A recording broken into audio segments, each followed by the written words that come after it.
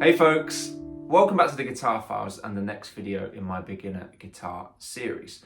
So today is all about how we practice moving between our basic chord shapes, the ways that we can practice this to maximize results and eventually move between them seamlessly.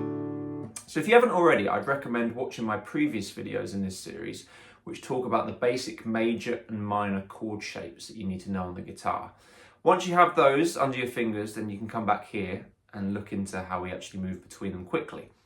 So our basic major chords that we should have learned are C major, A major, G major, E major, and D major. And we're going to use some basic chord progressions like a 1-4-5 to practice moving in between them. Because obviously most songs are going to use certain patterns of chords, so it's good to use ones that come up all the time, and the 1-4-5 is a really common chord progression that you'll find. So the first thing I want to talk about is our muscle memory and how we can sort of maximize our efficiency with this. And the method that I like to use is called the 1-2-3 method. All right. So any one of these basic major chords, I want you to build it in the same order with your first finger, then your second, and then your third. Okay. So for example, C major, I'd build my first finger, second finger, third finger. D major, same thing. First finger, second finger, third finger. And it works for all your basic chords to do it in this way, 1, 2, 3. Now the reason for that is you're going to be repeating the same motion each time. If you're using a different kind of combination of fingers each time you practice the chord, you're not really going to maximize your results. Okay, so the 1, 2, 3 is a great starting point for all your basic chords.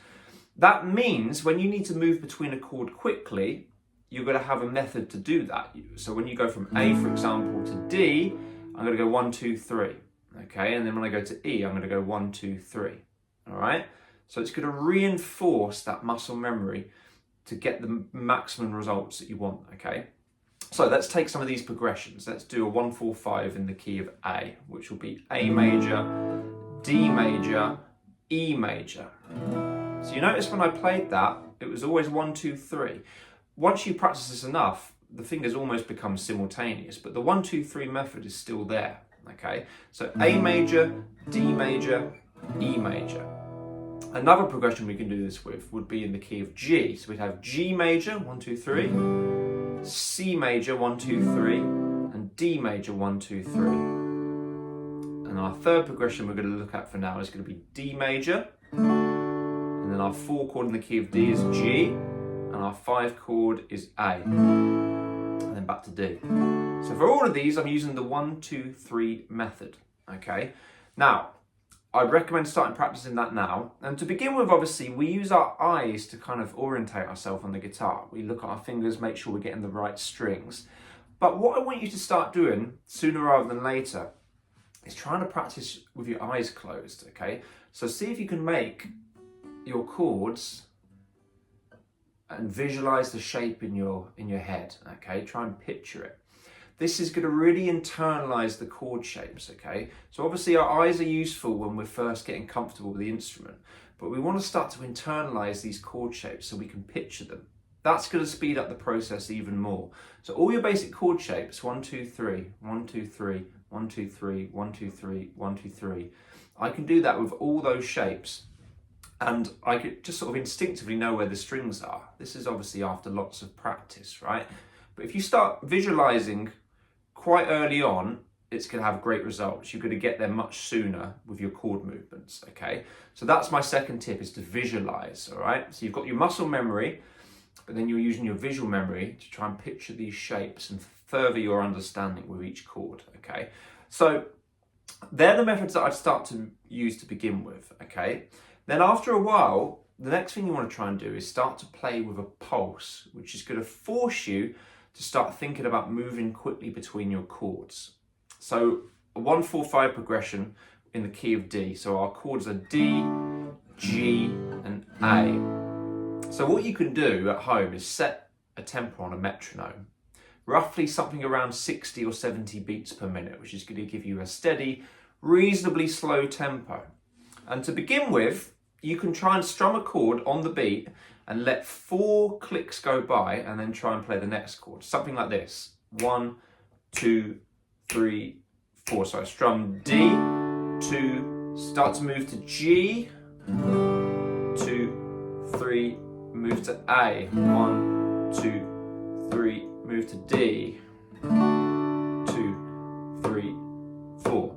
This is getting you used to thinking ahead as well, okay? A common mistake when we first are playing the guitar is we get swept up in the moment, right? We're just thinking about the chord that we're playing. So when a chord change happens, it's too late. We haven't thought about it soon enough and the moment's passed, right? So you want to start anticipating your chord movements. So forcing yourself to play with a set tempo or a pulse is going to get used to thinking ahead. But the good thing is you've got 4 beats, 1, 2, to be thinking and starting to move. So you hit it on the next 1 beat, okay?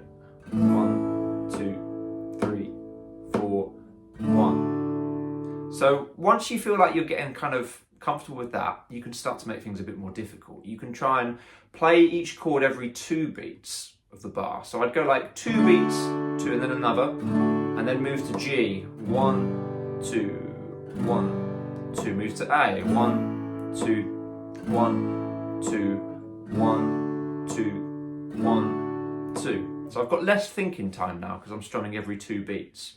So again, I'm demonstrating this with the D, G and A progression, but all your 1, 4, 5s, you can practice this same method with, okay? Now, once that starts to feel fairly comfortable, then you can try and play 4 quarter notes per chord. So it would be something like this, 1, 2, 3, 4. So D, 2, 3, and change to G. We've got less time now. Again, as you practice this, try and do it without looking. Try and picture the shapes. Think ahead. 3, 4, and move. 2, 3. So I'm just demonstrating here. I can do it with my eyes shut, right? There you go.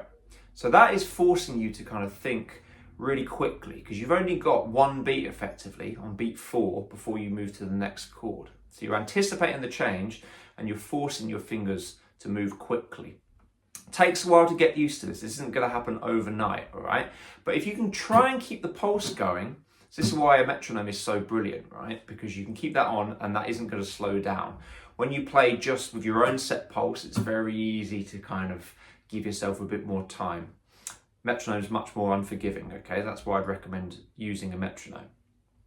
So as you're practicing this, to begin with, your fingers might be a bit slow, but try and keep the pulse going. 2, you see there, I'm demonstrating 1, and my fingers are getting there, but I'm keeping the pulse going. Again, that's getting your brain used to moving quickly. The more you practice this, your fingers are going to start to realize, oh, I've got to move pretty swiftly to that chord, and it's going to get easier and easier. So those are the methods that I'd recommend doing. You've obviously got your visual cues to begin with, you're learning the shapes, but you're practicing now with that 1, 2, 3 method. First finger, second finger, third finger. Do this for all your chords, okay?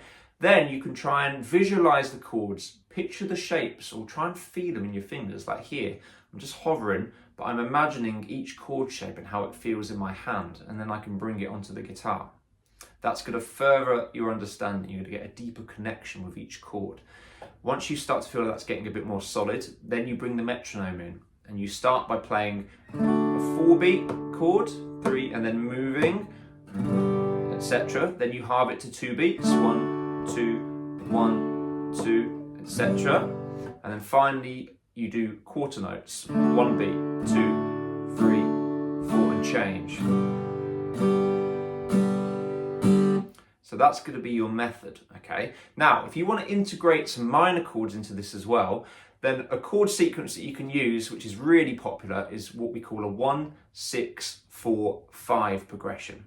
So we're only adding 1 chord in between the 1 and the 4, the 6 chord, which is going to be a minor chord. So if we think in the key of G major, for example, G being our root, that's going to be our 1 chord. Our 6 would be G, A, B, C, D, E, F sharp. Sorry, 1 back. So E is our 6, okay? So E minor. So we've got G major, E minor is our 6. And then C major is our 4, G, A, B, C.